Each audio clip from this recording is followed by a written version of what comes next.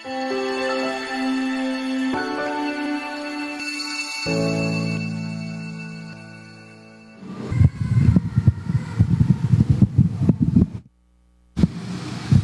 irmãos, vamos abrir as nossas Bíblias em Mateus capítulo 5, pela última vez, pelo menos nesses dias, né? Eu aconselho que você continue lendo o Evangelho de Mateus, ele é muito precioso. Capítulo 5 também é um capítulo muito importante. Mas depois de longos meses, eu fui rever as primeiras pregações. A gente começou em novembro, teve uma pandemia no meio que a gente parou, né? Mas em novembro nós começamos aí essa saga no Evangelho de Mateus.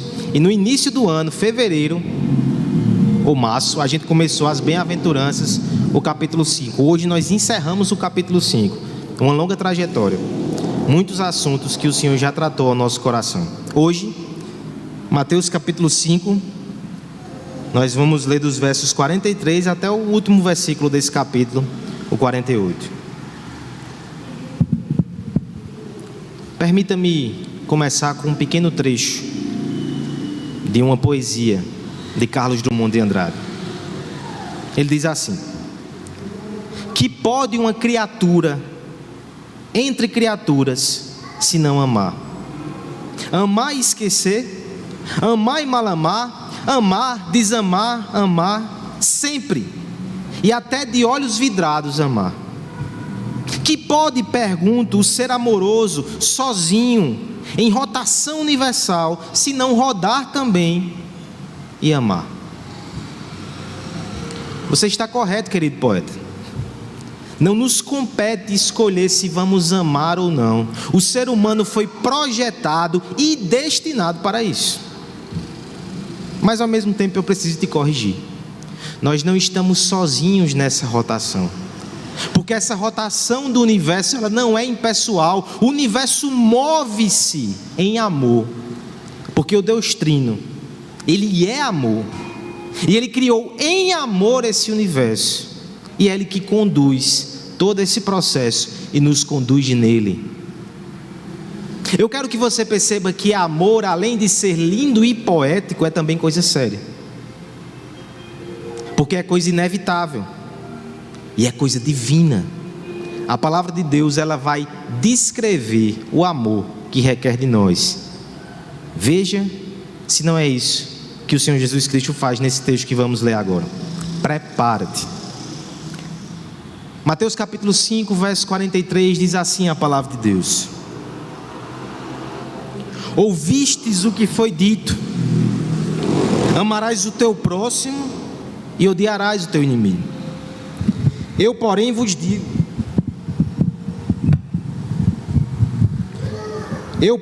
digo, amai os vossos inimigos e orai pelos que vos perseguem, para que vos torneis filhos do vosso Pai Celeste. Porque Ele faz nascer o seu sol sobre maus e bons, e vi chuva sobre justos e injustos.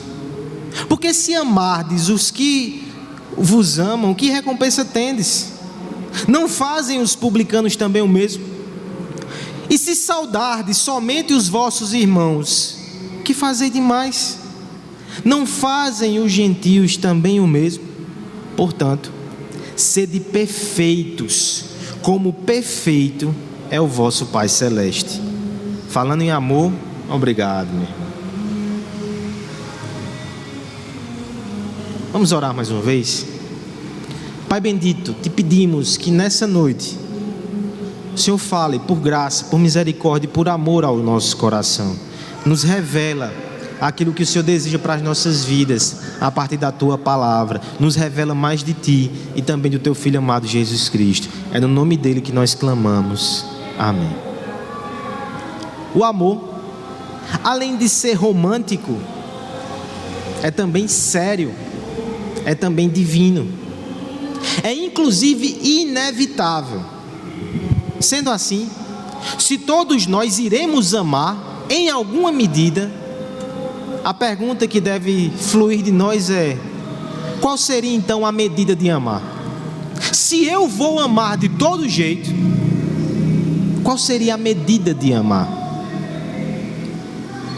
Houve um homem no século V que respondeu essa pergunta. um teólogo muito poético chamado Agostinho, ele respondeu da seguinte forma: a medida de amar é amar sem medida. Não foi Humberto Gehring, do Engenheiros do Havaí, que inventou essa frase. A medida de amar é amar sem medida. É uma frase bela, mas eu quero que, além do aroma que sai dessa rosa, você contemple também os seus espinhos. O que ela significa para nós, se Agostinho tiver certo? Todas as barreiras, todos os limites de contenção, todas as nossas tentativas de limitar e domesticar o amor devem cair por terra. Nós devemos nos colocar naquela posição que não pergunta, ama, que não questiona, ama. O amor sem limites. E veja que eu não estou dizendo que nós receberemos esse amor. O enfoque nem é esse, é que eu devo ofertar esse amor. Talvez o nosso coração egoísta gostasse de promessas desse tipo. Eu ouso dizer que todo homem, inclusive, anela isso. Nós queremos esse amor incondicional, que nos aceita, que nos ama a todo tempo. Mas o enfoque aqui é que nós devemos ofertar esse tipo de amor. Você entendeu o conceito de Agostinho? Amar sem limites. E se o que Cristo nos disser nessa passagem foi exatamente isso? E se Ele não tirou isso da sua cabeça ou do seu coração romântico? Se Ele extraiu isso das Escrituras? Você percebe o quanto isso é desafiador para nós? O Senhor tem um propósito para o meu amor e para o seu amor. E esse propósito é abrangente, é amplo, é profundo, é muito desafiador. É exatamente falando sobre isso que o Senhor Jesus conclui essa parte das bem-aventuranças. Do verso 1 até o verso 12 do Sermão do Monte, o nosso Deus, Ele descreveu o caráter do cidadão do reino, as bem-aventuranças. Logo depois Ele disse que este homem e esta mulher têm uma missão no mundo: ser sal e luz na terra.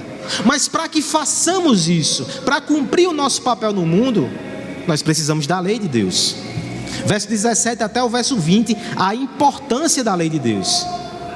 A partir do verso 21, então, o Senhor Jesus, Ele usou 6 antíteses para mostrar exatamente como essa lei é maravilhosa. É que os religiosos da época tinham colocado entulhos em cima dela. Ele precisa tirar esses entulhos e aplicar a lei com todo o poder na sua vida, para mostrar como a lei exige de nós, mas ao mesmo tempo como ela é evangélica, porque ela mostra que eu só posso cumprir ela em Jesus Cristo. 6 antíteses. Passamos por cada uma delas aqui. Ouvistes o que foi dito, eu porém vos digo. E agora chegamos na última. E agora falaremos justamente de amor. Não é irônico que os nossos conceitos de amor às vezes são superficiais, romantizados, subjetivos demais? Cristo termina a sessão mais confrontadora, possivelmente, do Sermão do Monte, falando de amor. E Ele não vai alisar.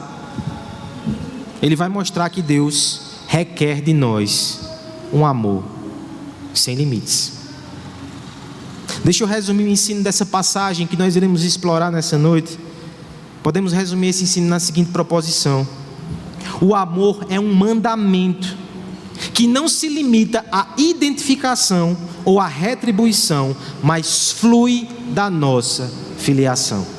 Novamente, o amor é um mandamento que não se limita à identificação ou à retribuição, mas flui da nossa filiação. Primeira verdade nesse texto é que o amor é um mandamento. Eu convido a igreja a ler comigo os versos 43 e 44, a igreja lendo a uma só voz. Ouvistes o que foi dito.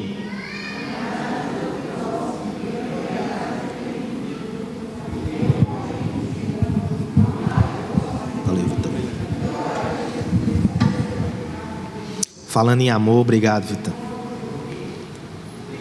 Amor como mandamento.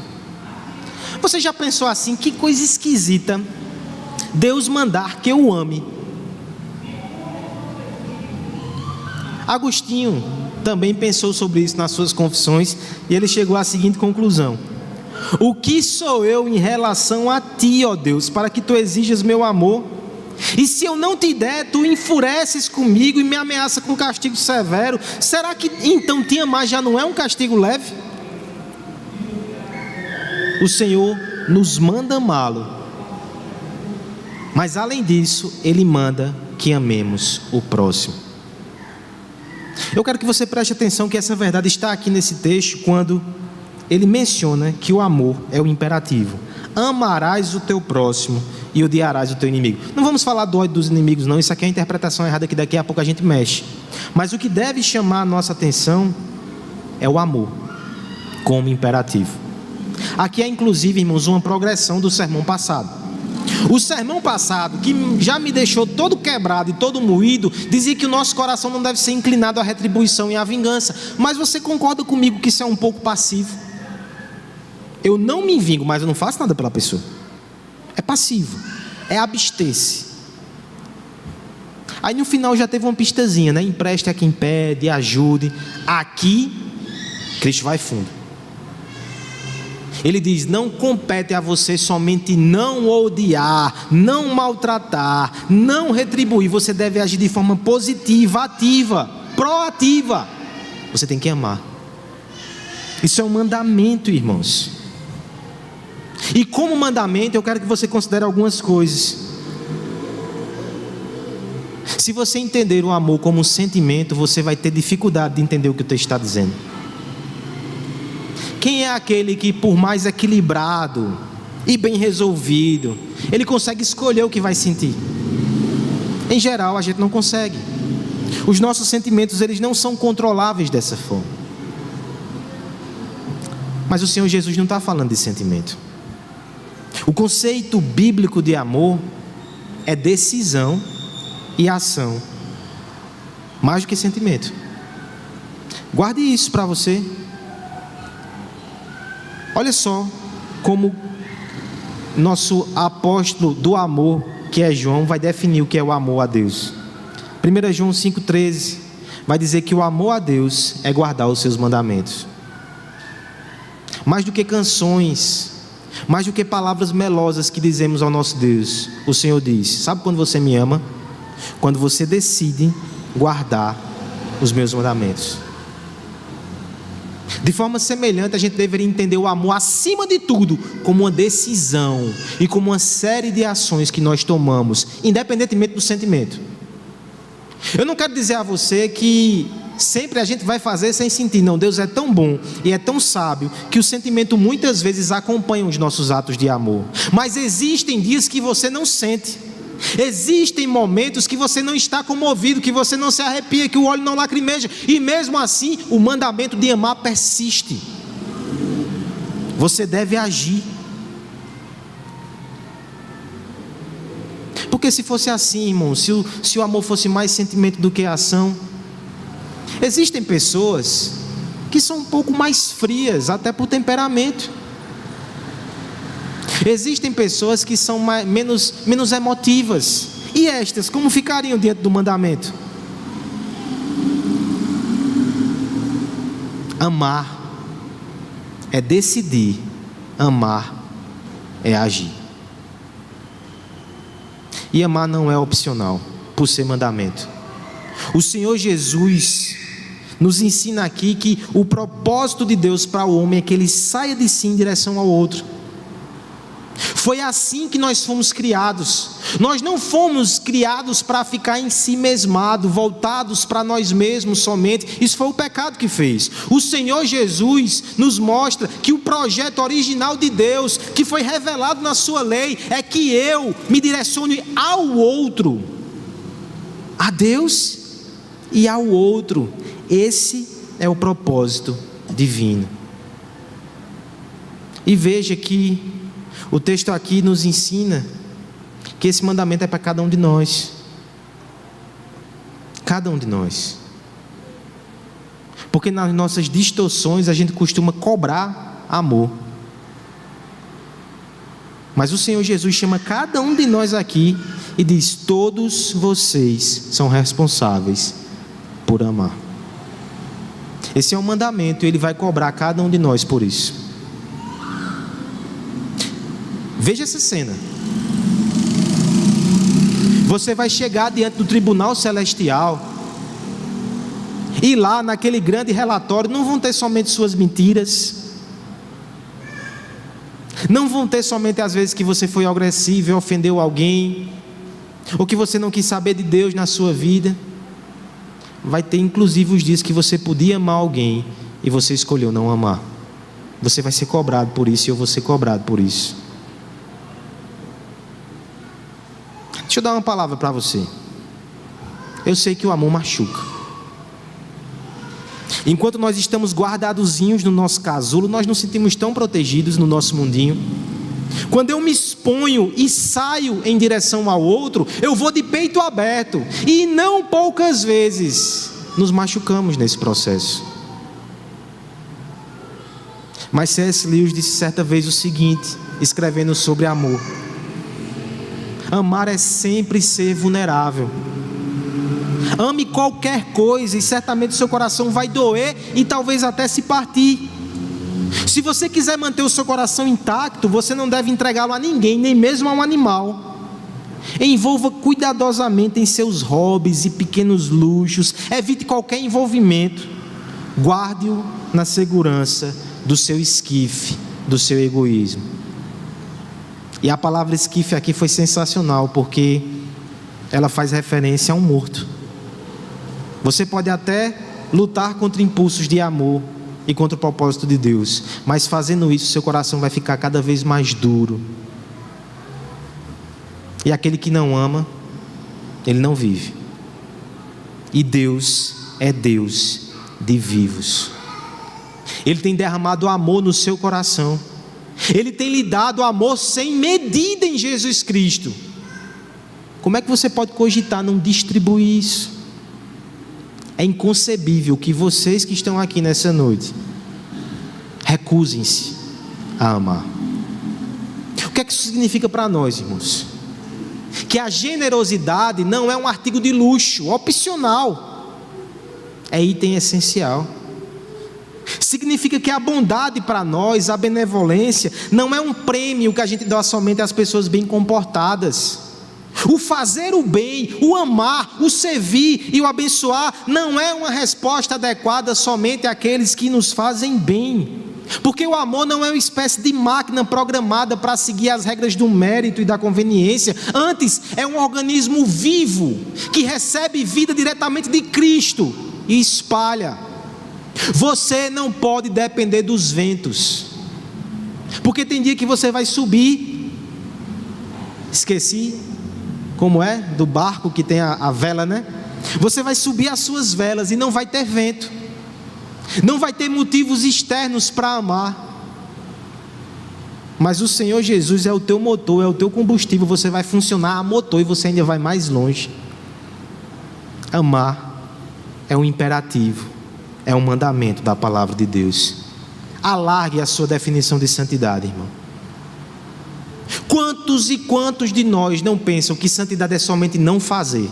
É não revidar, é não falar, é não beber, é não ir, é não ver. Santidade é mais. Santidade não é só deixar de mentir, é falar a verdade em amor. Santidade não é só não retribuir, é abençoar quem faz mal. Santidade é agir. Santidade não é só dizer, não vou deixar minha esposa não, porque eu tenho temor, não vou me divorciar. Santidade é amar essa esposa, mesmo nas crises do casamento. Santidade é fazer. Santidade é amar. Seja mais proativo. Qual é o bem que você precisa fazer, mas não está com muita vontade? Mas no fundo você sabe que tem que fazer. Deus chamou você aqui nessa noite para te incomodar, para que você chegue em casa e faça, sem sentir. Não espere sentir. Faça. Ame. É mandamento, é imperativo. É isso que a palavra nos diz. E deixa eu lhe dizer, por favor, não chegue aqui com essa carta na manga e assim que chegar em casa, olhar para sua esposa, olhar para o seu marido, está vendo? Deus está falando é com você. Ame. antes de alimentar expectativas de receber amor, o mandamento manda que você ame, que você sirva, que você se dedique, que você abençoe. É isso que você deve fazer. No mais, você entrega a Deus em fé, para que o outro também responda. Pensando em termos de igreja, irmão, não só de família. Você sabia que essas pessoas que estão aqui ao seu redor são pessoas que Deus colocou na sua vida para serem os seus próximos e para que você possa amar? Invista tempo e dê a oportunidade para que você possa conhecer esses irmãos. Não fiquemos isolados nos nossos núcleos. Abra a porta. Se você não tem costume de fazer isso, diga: pelo menos uma vez por mês eu vou abrir a porta para alguém aí da igreja para vir aqui e comer aquela pamonha que eu comi lá em Everaldo essa semana. Já estou fazendo a propaganda. Abra a porta. Eu tenho vivido esse privilégio como pastor de toda semana abrir a porta para receber pessoas. É fantástico. Faça isso também. Amar é um imperativo. E se Deus te colocou aqui, é porque Ele quer que você ame as pessoas dessa igreja. Você não está aqui à toa. Não desperdice isso. E você que nos ouve e pensa que isso é muito romantizado, muito utópico, talvez isso seja estranho demais para você. Sabe por que a gente pode amar? Porque nós descobrimos que nós não somos o centro da nossa vida. Cristo é.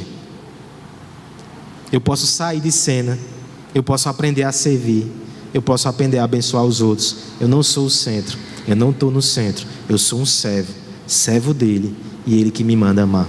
Essa é a primeira verdade do texto. O amor é um mandamento. Agora vamos ver mais.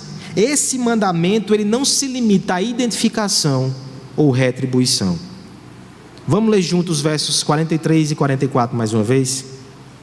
Ouvistes o que foi dito: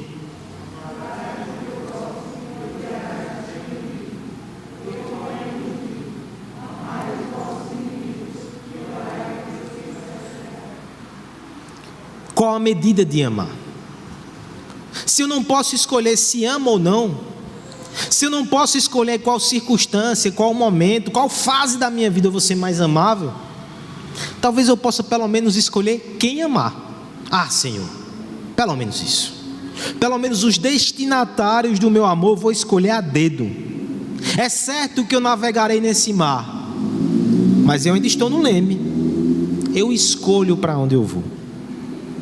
Será que é assim? Os fariseus pensavam assim. Nosso irmão Guilherme introduziu isso aqui. Eles interpretavam a lei de Deus de uma forma terrível nesse aspecto também. Porque sim, essa primeira parte aqui do verso 43 está no Antigo Testamento. Amarás o teu próximo. Mas a segunda parte não está. Odiarás o teu inimigo. E o pior, a lógica deles era o seguinte: quem está perto de mim é próximo, meus compatriotas. Mas o estrangeiro, ele não é próximo, ele é inimigo, eu devo odiá-lo. Essa era a postura até xenófoba desses homens. Eles excluíam aquelas pessoas e faziam com que elas fossem alvo do seu ódio. É interessante que o Antigo Testamento não ensinava assim. A lei do Senhor lá em Êxodo 23, 4 a 5 vai dizer: se você achou um animal que pertence a um irmão seu, devolva. Se você achou um animal que pertence ao seu inimigo, devolva. Você não tem autorização para fazer mal ao seu inimigo. Provérbios vai mais longe e diz o seguinte, Provérbios 25, 21: se o teu inimigo tiver fome, dá-lhe de comer, se tiver sede, dá-lhe de beber. A gente viu o apóstolo citando esse texto semana passada. A Bíblia não autoriza a odiar os inimigos. Ah, pelo contrário. Olha como Cristo vai mais longe e diz que nós devemos amar os inimigos. Você percebe que aqueles homens, eles tentavam limitar o mandamento de Deus. Eles amavam quem eram igual.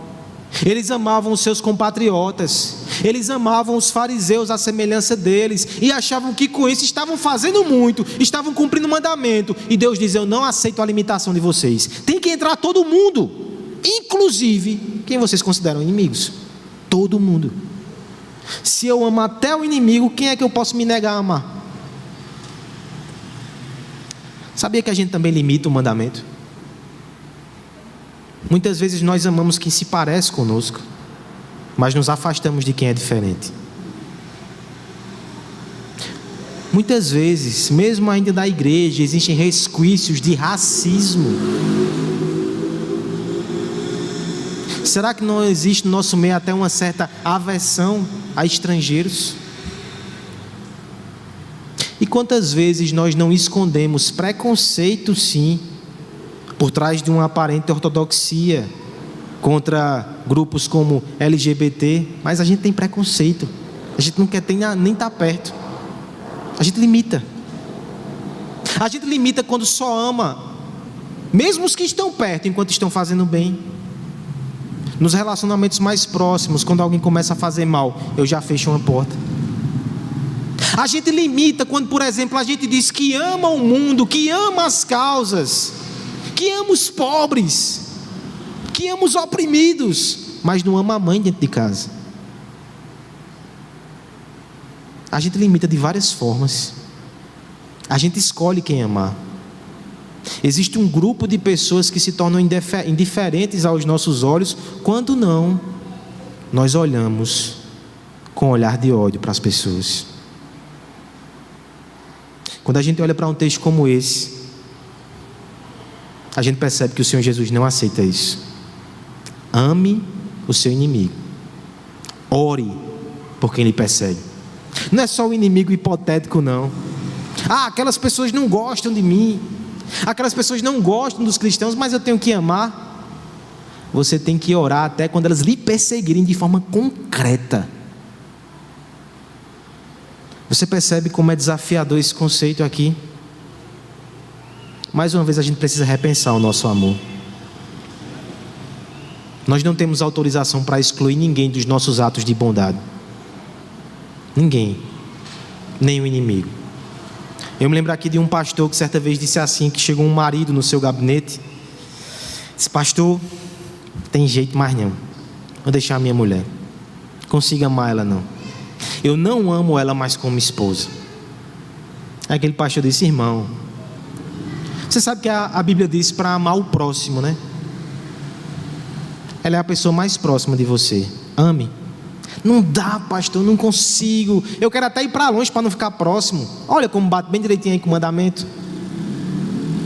Aí o pastor fez: irmão, pelo que eu vejo, não é só que vocês não estão mais afinados e não são mais amigos, parece até que ela é sua inimiga, né?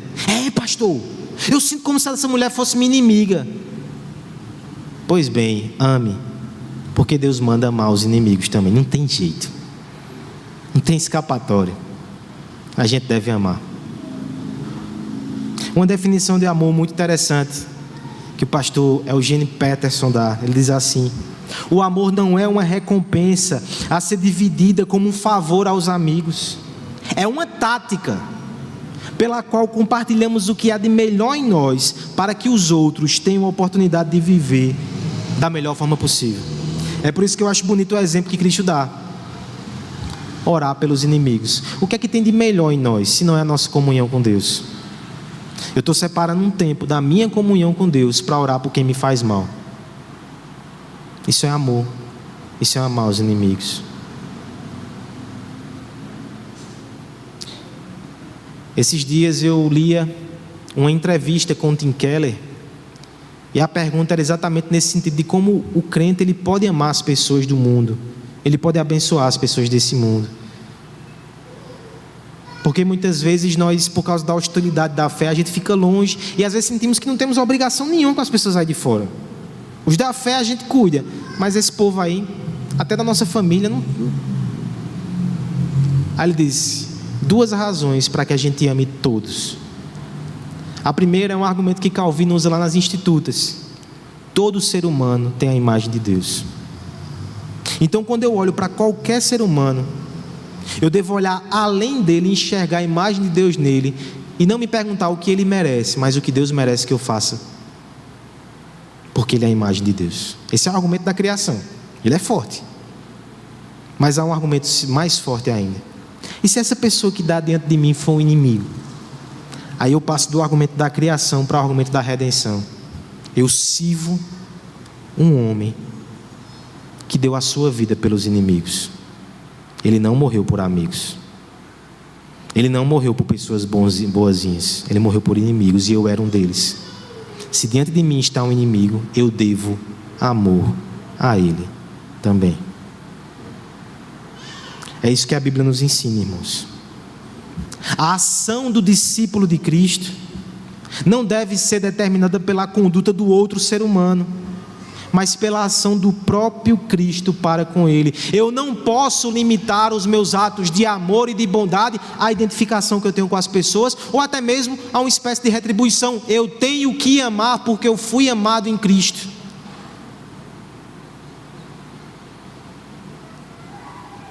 Devemos amar todos. Júlia e Júlia Letícia, imagine que vocês chegam na sala de aula de vocês, eita, faz tempo, né?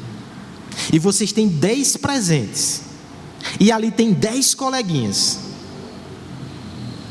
Se você pega, olha os seus amiguinhos assim e diz: eu vou dar a 3 somente, você está dizendo alguma coisa sobre esses 3, que eles merecem por algum motivo, talvez sejam seus amigos. Agora imagina que Júlia Letícia pega os 10 presentes e entrega às 10 pessoas. Ela não está dizendo alguma coisa somente sobre aquelas pessoas, mas ela está dizendo sobre ela, quem ela é. O cristão que ama, mesmo aqueles que não merecem, que lhe fazem mal, está dizendo alguma coisa sobre quem ele é. Nós devemos amar assim, porque fomos amados desse jeito.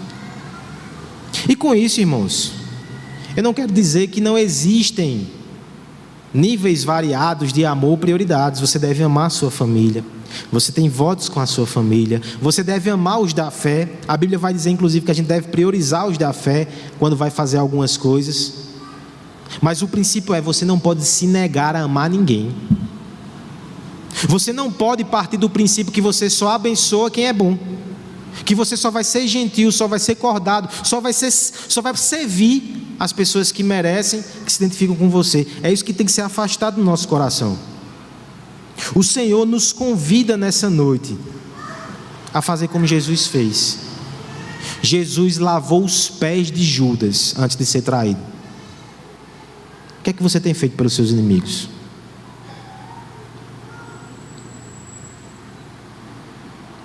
Você pode chegar em casa hoje e colocar esse sermão em ação, orando por eles. E eu sei que tem irmãos aqui que fazem isso, e eu louvo a Deus por isso.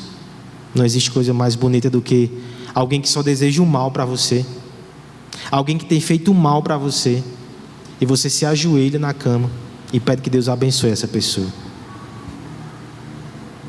Como não perceber que o céu está entrando nesse quarto, e que não é a terra, não é os homens, é o céu que está ali? Esse deve ser o nosso coração, inclusive por efeitos colaterais, viu? Eu sei que você já passou por isso. Quando a gente fica pensando em quem nos faz mal, e a gente fica remoendo e remoendo, o coração vai ficando pesado, vai ficando amargurado. Quando você começa a entregar tudo isso em oração e começa a agir com atos de amor, até a gente fica mais leve. Deus alivia as nossas cargas, Ele tira o veneno da nossa mão, Ele nos desarma, nos põe de joelhos. Porque existe um caminho que se abre diante de todos aqueles que são feridos e magoados. É o caminho da mágoa, é o caminho do ódio, é o caminho da amargura, é o caminho da vingança. O coração machucado, ele tenta logo trilhar essa estrada. Só que ali você não vai encontrar paz, ali você não vai encontrar alegria. Esse campo, esse terreno de ódio é infértil. Mas graças a Deus pelo nosso Senhor Jesus Cristo, porque o homem da cruz, mesmo com os seus pés cravados e marcados, Ele abriu um novo caminho para nós. Ele abriu um destino que é pacífico. Ele abriu a estrada do perdão, do amor, da reconciliação. Através dele, a gente pode vencer o mal com o bem. Toda vez que você faz o bem a quem te fez mal, é uma vitória da cruz nesse mundo de trevas E o Senhor está te chamando para fazer isso nessa noite. Talvez você olhe e diga: isso não faz sentido para mim. Eu não creio que pode existir pessoas assim. Eu estou lhe dizendo, eu creio e eu vejo pessoas assim. E eu estou lhe dizendo que você pode ser uma dessas. Porque talvez hoje você seja inimigo de Cristo, mas aquele que nos chama a amar os inimigos, hoje Ele ama inimigos, os aceitando na sua família. Venha até Ele e aprenda a amar com o Cristo da cruz. Nenhum professor vai ser melhor do que Ele. O amor é um mandamento. Nós não devemos limitá-lo à identificação, à retribuição, porque ele flui da nossa filiação. Vamos ao final do texto, versos 45 a 48. Verso 44, para pegar o fluxo. Eu, porém, vos digo: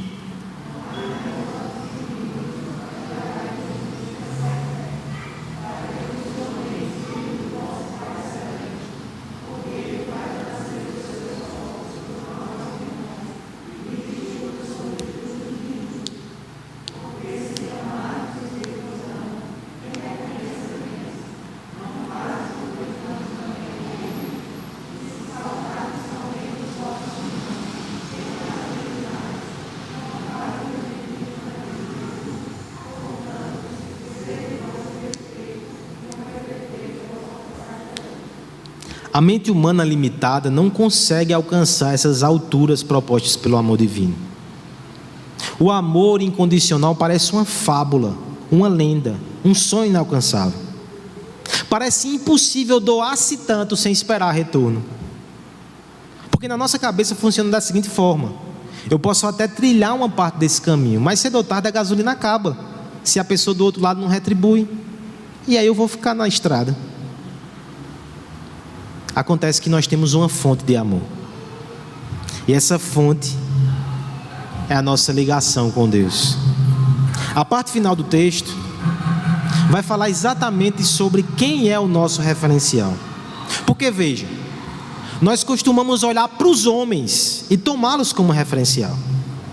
Aí Cristo vai dizer: esse não é um bom referencial, e nem é o referencial de vocês. Ele vai exemplificar nos versos 46 e 47. Se você ama somente quem já te ama, que recompensa nisso? Os publicanos amam assim. Pensa que ele está falando para judeus aqui. Os publicanos eram os cobradores de impostos. Nós não gostamos dessas pessoas hoje. Naquele tempo, muito pior.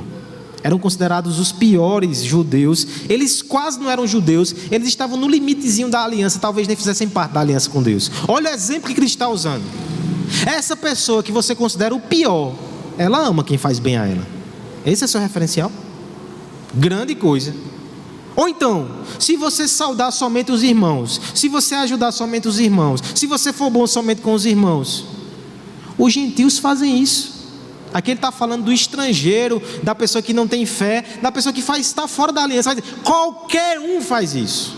Você está percebendo que isso se aplica a nós? Esse tipo de amor raso, automático, todos fazem isso. Todos. Mas Deus está te chamando para um outro referencial. Olha o verso 48. Sede perfeitos, como perfeito é o vosso Pai Celeste. O meu referencial não são os homens. O meu referencial é o próprio Deus, que é perfeito. Ele ama assim. E como filho dele, eu devo amar assim. Eu sei que isso aumenta o peso nas nossas costas, mas ao mesmo tempo aqui é uma boa notícia, irmãos. Porque agora nós somos filhos de Deus. E como filho de Deus, nós não estamos sozinhos.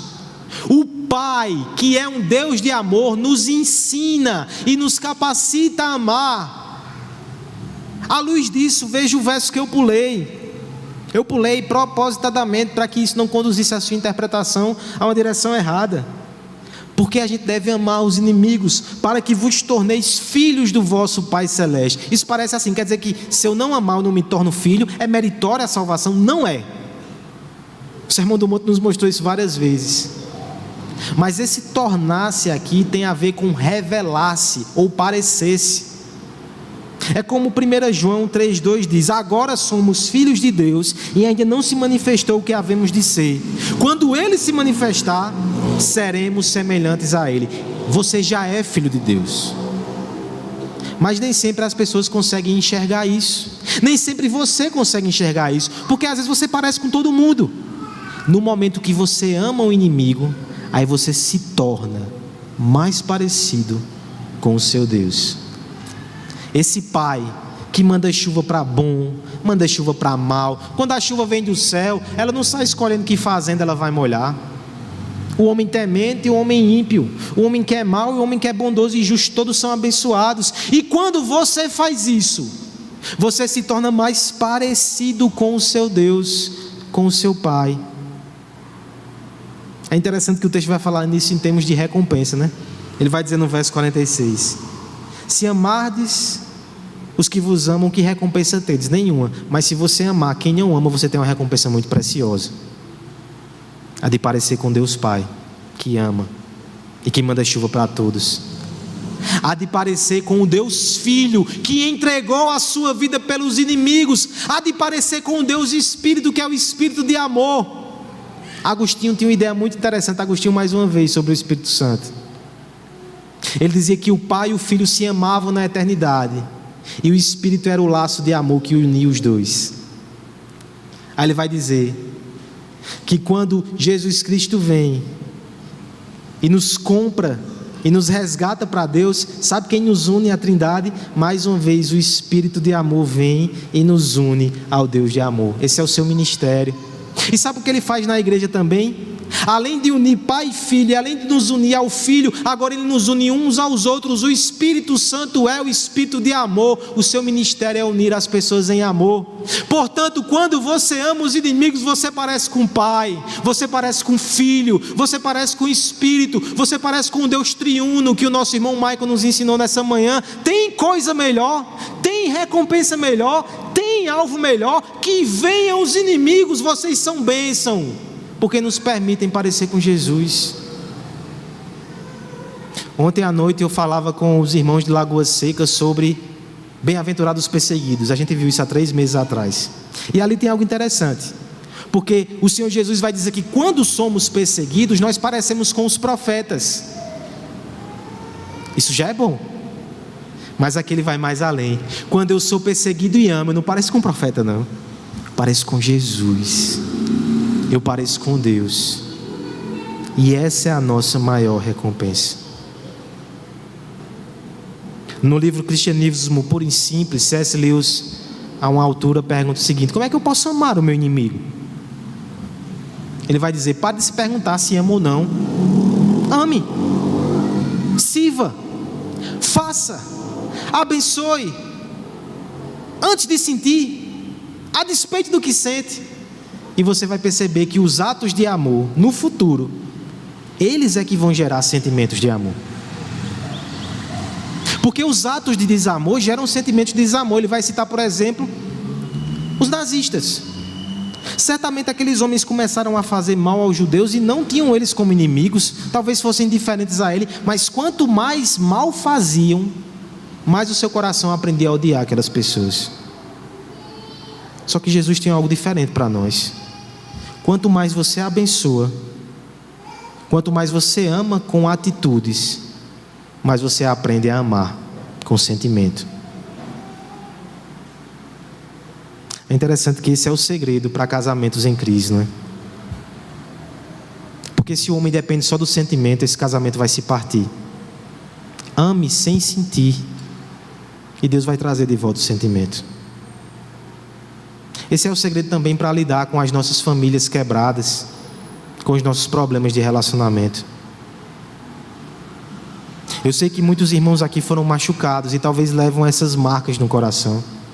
Pior ainda quando é a família que machuca, né? Talvez você tenha um histórico na sua família de pessoas de coração duro e vingativos. Aí você diz: como é que eu vou amar? Como é que eu vou perdoar? Como é que eu vou abençoar? Mas você não foi adotado numa nova família? A família de Deus perdoa e ama. E talvez o fato de você voltar para os seus com uma postura diferente é o maior sinal ou a maior prova que você nasceu de novo em uma nova família. Faça isso. Como filho de Deus, abra o coração para essa oportunidade de parecer com o nosso Deus triuno. Isso é uma recomendação inclusive para a igreja.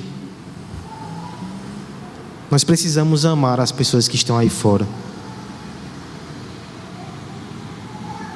Nós precisamos mostrar que por um lado elas são inimigas de Deus porque estão rebeladas contra Jesus Cristo. A gente tem que dizer isso. Isso é pregar o Evangelho. Mas a gente tem que mandar outra mensagem também. Se nós pregamos um Deus que salva pecadores e que recebe inimigos, a gente não pode fazer isso com mãos fechadas, com dentes cerrados e com palavras de ódio. Nós devemos ser gentis, atenciosos, servindo sempre. Porque é isso que nós temos aprendido com o nosso Deus crucificado. Nem sempre a gente consegue agir assim, não é? E talvez você aqui que ouve, até em casa, e não faz parte da igreja, vai dizer: pastor, eu já fui muito ferido pelos crentes. Eles não amam desse jeito não. Eu sei. Mas só há um perfeito, né? Esse povo aqui, essa igreja, ela reconhece que não é perfeita. A gente está aprendendo a amar a cada dia. Mas por favor, não justifique nisso o fato de você ficar longe da igreja. Você vai permanecer como inimigo de Deus. E que tal se você vier para o lado dos amigos de Deus e aprender com ele a amar os inimigos também? Esse é o convite que o Senhor nos faz. O amor é um imperativo. O amor é um mandamento. Mas o amor também é um homem que foi para a cruz e morreu pelos seus inimigos.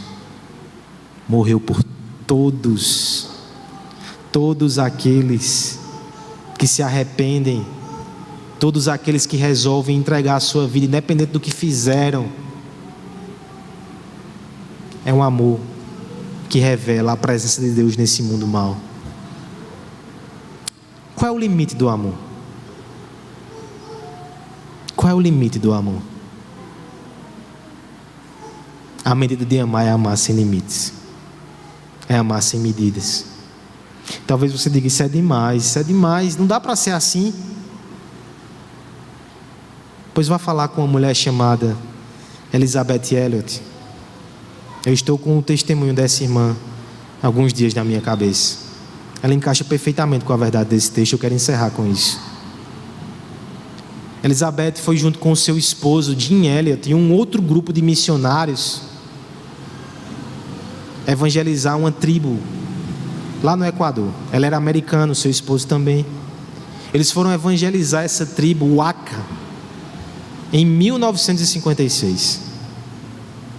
Houve um dia que os missionários deixaram as suas esposas e as suas filhas. Elizabeth tinha um bebezinho de 8 meses na tribo. Deixaram lá na sede e foram tentar entrar na parte da selva mais fechada, onde esses índios viviam. Mas naquele dia esses homens não voltaram para casa. Aqueles que foram amar e levar uma palavra de amor e salvação, eles foram assassinados pelos índios Waka. O que você faria se fosse aquela mulher com a criança pequena no seu colo? Sabe o que ela decidiu fazer? Ela decidiu amar aquele povo. Ela e outra viúva passou mais 2 anos naquela base missionária. Elas conseguiram entrar na tribo, pregar o Evangelho, mostrar a salvação de Deus. É possível amar os inimigos. É possível porque nós temos um Cristo que nos ensina a fazer isso. Nós temos uma fonte de amor incondicional. Portanto, se você foi amado assim, sem medida e sem limite, deixe todas as perguntas aqui na igreja e saia só com a resposta: eu devo amar. Se você precisa falar com alguém hoje, fale. Se você pode orar por alguém hoje, ore. Mas saia daqui comprometido a compartilhar o amor que você recebeu em Jesus Cristo. Não coloque limites, coloque fé. E entregue a Jesus esse seu ato de amor, porque você foi amado com amor incondicional. Vamos cantar essa canção que está no boletim, que fala exatamente sobre isso.